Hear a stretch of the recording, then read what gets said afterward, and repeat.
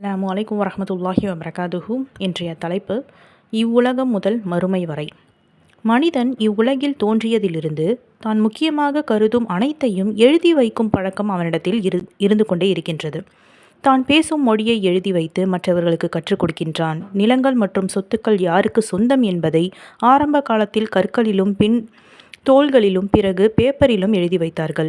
இவ்வாறு ஒவ்வொன்றையும் பதிவு செய்யும் பழக்கம் விஞ்ஞான முன்னேற்றம் அடைந்துவிட்ட இந்த காலகட்டத்தில் எல்லா விஷயங்களும் மிக இலகுவாக கம்ப்யூட்டர் மற்றும் அதுக்கப்புறம் மெமரி கார்டு, ஃபோனு, இந்த மாதிரி பல வகையான விஷயங்களில் சேவ் பண்ணி வைக்கக்கூடிய பழக்கம் இன்றைக்கு மனிதர்களிடம் இருந்து கொண்டே இருக்கின்றது.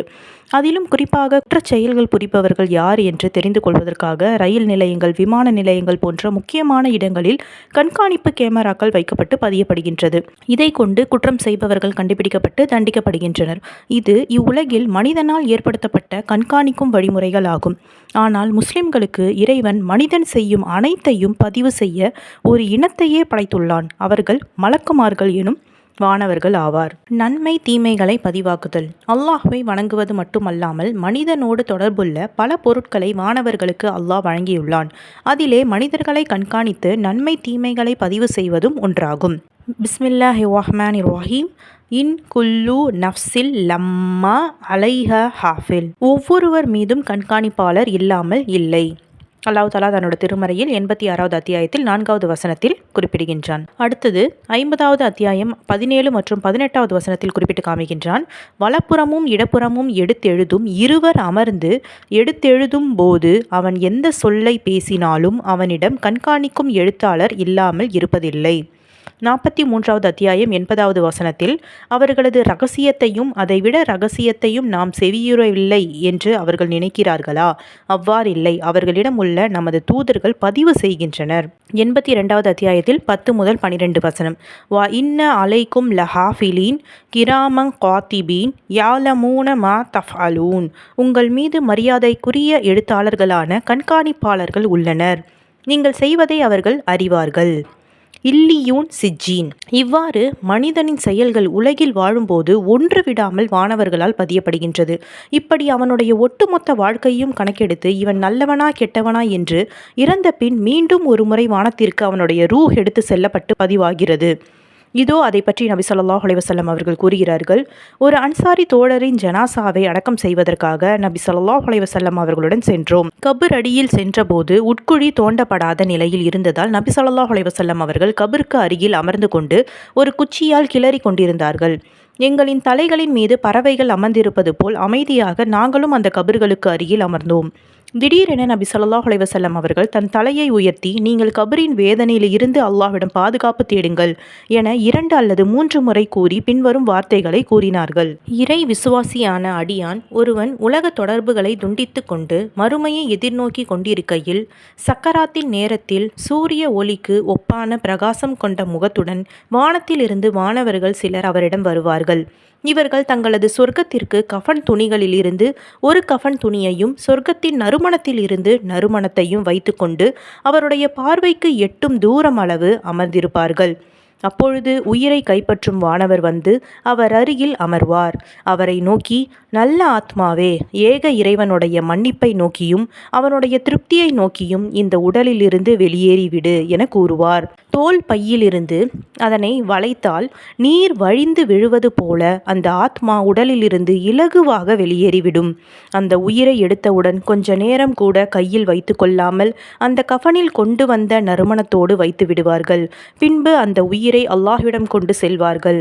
வானவர்கள் இருக்கும் கூட்டத்திற்கு அருகாமையில் அந்த உயிரை கொண்டு போகும் போதெல்லாம் இது யாருடைய நல்ல உயிர் என அவ்வானவர்கள் கேட்பார்கள்.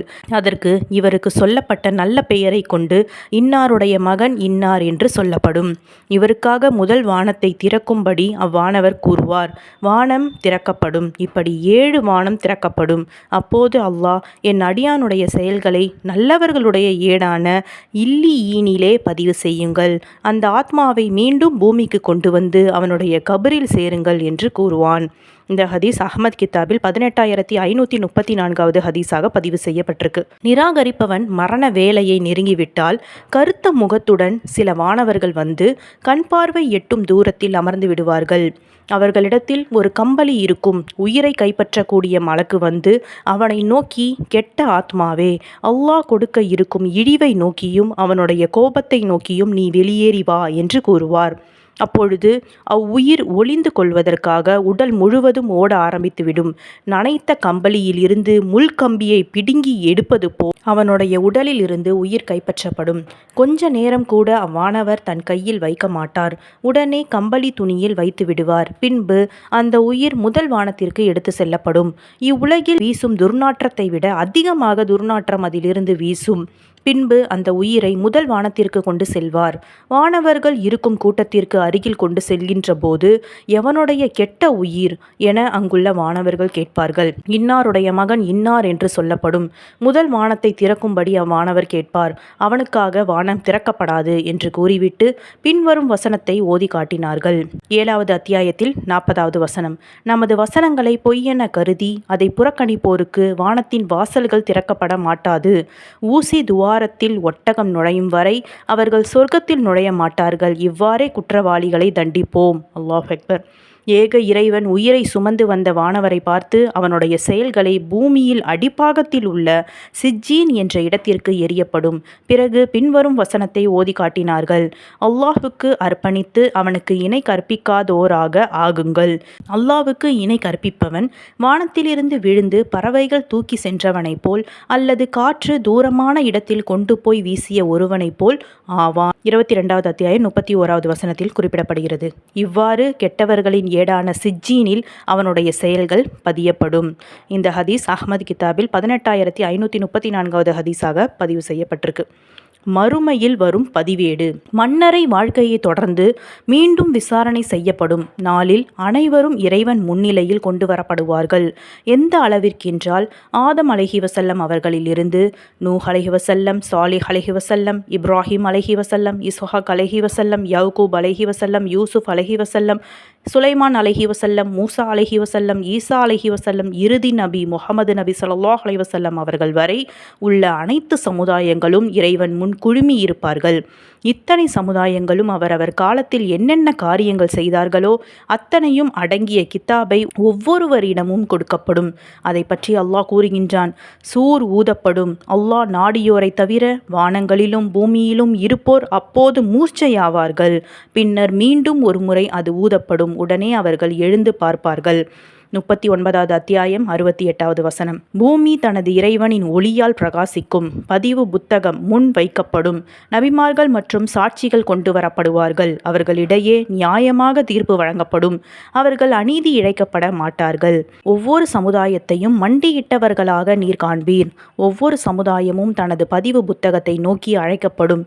நீங்கள் செய்து கொண்டிருந்ததற்கு இன்று கூலி கொடுக்கப்படுவீர்கள். 45வது அத்தியாயத்தில் 28வது வசனம். உண்மையை மட்டும் பேசும் உத்தம ஏடு. நம்மால் பதியப்படும் எண்ணற்ற செய்திகளை நாமே அழித்து விடலாம், மாற்றியும் விடலாம். குற்றம் செய்தவனை காவல் நிலையத்தில் முதல் தகவல் அறிக்கையில் பெரிய குற்றவாளி என்று பதியப்படுகின்றது. கொடுக்க வேண்டியதை கொடுத்தால் அந்த அறிக்கையில் சாதாரண குற்றச்செயல் செய்தவர் என்று மாற்றிவிடுகின்றனர். ஒருவருடைய சொத்தை மற்றொருவர் சர்வசாதாரணமாக மாற்றி எழுதிவிடுகின்றனர். இப்படி பல்வேறு விஷயங்களுக்காக பதியப்படுகின்ற அனைத்தும் பொய்யாய் போவதை பார்க்கலாம். ஆனால் இறைவனால் நியமிக்கப்பட்ட வானவர்கள் மூலம் எழுதப்பட்ட தகவல்கள் அடங்கிய அறிக்கையில் உண்மை மட்டுமே இருக்கும். அதில் உள்ளதை யாராலும் மாற்றவும் முடியாது, திருத்தவும் முடியாது. உள்ளது உள்ளபடி இருக்கும். 23வது அத்தியாயம் 62வது வசனம்.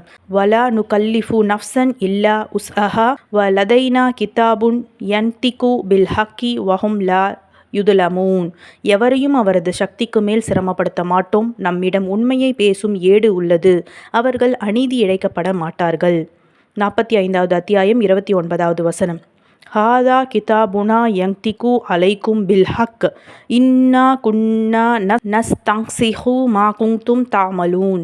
இதுவே நமது புத்தகம். உங்களுக்கு எதிராக இது உண்மையை பேசுகிறது. நீங்கள் செய்து கொண்டிருந்தவற்றை நாம் பதிவு செய்வோராக இருந்தோம். பதிவேட்டை பார்த்து பயம் கொள்ளும் மனிதன். உமது இறைவனிடம் அவர்கள் வரிசையாக நிறுத்தப்படுவார்கள். ஆரம்பத்தில் உங்களை நாம் படைத்தது போலவே நம்மிடம் வந்துவிட்டீர்கள். எச்சரிக்கப்பட்ட இடத்தை உங்களுக்கு ஏற்படுத்த மாட்டோம் என்று நினைத்தீர்கள் என்று கூறப்படும். அந்த புத்தகம் வைக்கப்படும். அதில் உள்ளவற்றின் காரணமாக குற்றவாளிகள் அச்சமடைந்திருக்க காண்பீர். இந்த ஏட்டுக்கு என்ன வந்தது? சிறியதையோ பெரியதையோ ஒன்று விடாமல் பதிவு செய்துள்ளதே என கூறுவார்கள். தாங்கள் செய்தவற்றை கண்முன்னே காண்பார்கள். உமது இறைவன் எவருக்கும் அநீதி இழைக்க மாட்டான். 18வது அத்தியாயம் 48 மற்றும் 49வது வசனம். மனிதன் தனக்கு வழங்கப்பட்டதை பார்த்து ஏன் பயப்படுகிறான்? அவன் இவ்வுலகில் நல்லவனாக வாழவில்லை. அல்லாஹ்வுக்கு இணை வைத்தல், கொலை, கொள்ளை, மது, சூது, விபச்சாரம், மோசடி, அவதூறு, புறம், கேலி கூத்துகள், கோல் இப்படி சிறிய பாவங்கள் முதல் பெரிய பாவங்கள் வரை அனைத்தையும் ஒன்றுவிடாமல் செய்தான். அதனால்தான் இந்த இழிநிலை.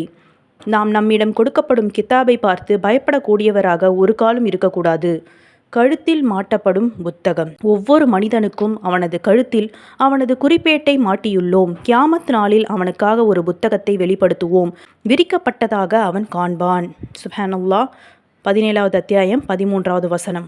செயல்களை கணக்கெடுக்க நீயே போதுமானவன். இக்ரா கிதாபக் கஃப் புத்தகத்தை நீ வாசி. உன்னை பற்றி கணக்கெடுக்க நீயே போதுமானவன் என்று கூறப்படும். 17வது அத்தியாயம் 14வது வசனம். இடது கையில் வழங்கப்பட்டால். புத்தகம் தனது இடது கையில் கொடுக்கப்பட்டவன் எனது புத்தகம் கொடுக்கப்படாமல் இருக்கக்கூடாதா? எனது விசாரணை என்னவாகும் என்பது தெரியவில்லையே. இறப்புடன் கதை முடிந்திருக்க கூடாதா? எனது செல்வம் என்னை காப்பாற்றவில்லையே. எனது அதிகாரம் என்னை விட்டும் அழிந்துவிட்டதே என்றும் கூறுவான். அவனை பிடியுங்கள், அவனுக்கு விலங்கு மாட்டுங்கள், பின்னர் நரகில் கருக செய்யுங்கள், பின்னர் 70 முழம் கொண்ட சங்கிலியால் அவனை பிணையுங்கள் என கூறப்படும். அவன் மகத்தான அல்லாஹ்வை நம்பாதவனாக இருந்தான். ஏழைக்கு உணவளிக்க அவன் தூண்டவும் இல்லை. இன்று இங்கே அவனுக்கு உற்ற நண்பன் எவனும் இல்லை. சீழை தவிர வேறு உணவும் இல்லை. குற்றவாளிகள் தவிர மற்றவர்கள் அதை உண்ண மாட்டார்கள். அல்லாஹ் நம் அனைவரையும் இந்த கொடுமையான தண்டனையிலிருந்து பாதுகாக்க வேண்டும். இந்த வசனம் 69வது அத்தியாயம் 25 முதல் 37வது வசனம் வரை இடம்பெயர்கிறது. முதுகுக்கு பின்னால் கொடுக்கப்பட்டால். முதுகுக்கு பின்புறமாக எவனுக்கு அவனது பதிவு புத்தகம் கொடுக்கப்படுகின்றதோ அவன் அழிவை அழைப்பான், நரகிலும் கருகுவான். அவன் இவ்வுலகில் தனது குடும்பத்தினருடன் மகிழ்ச்சியுடன் இருந்தான். தான் இறைவனிடம் மீளவே மாட்டேன் என்று அவன் எண்ணினான். 84வது அத்தியாயத்தில் 10 முதல் 14வது வசனம் வரை இடம்பெயர்கிறது. வலது கையில் கொடுக்கப்பட்டால். யாருக்கு வலது கையில் பதிவு புத்தகம் கொடுக்கப்படுகின்றதோ அவர் எளிதான முறையில் விசாரிக்கப்படுவார். அவர் தனது குடும்பத்தினரிடம் மகிழ்ச்சியுடன் செல்வார். இந்த வசனம் 84, 7, 8, 9 இடம்பெயர்கிறது. அந்நாளில் விசாரணைக்காக நிறுத்தப்படுவீர்கள். உங்களிடமிருந்து எதுவும் மறையாது. எனவே தமது வலது கையில் புத்தகம் வழங்கப்பட்டவர் வாருங்கள், எனது புத்தகத்தை வாசியுங்கள், நான் எனது விசாரணையை சந்திப்பவன் என்பதை நம்பிக்கொண்டிருந்தேன் என கூறுவார்.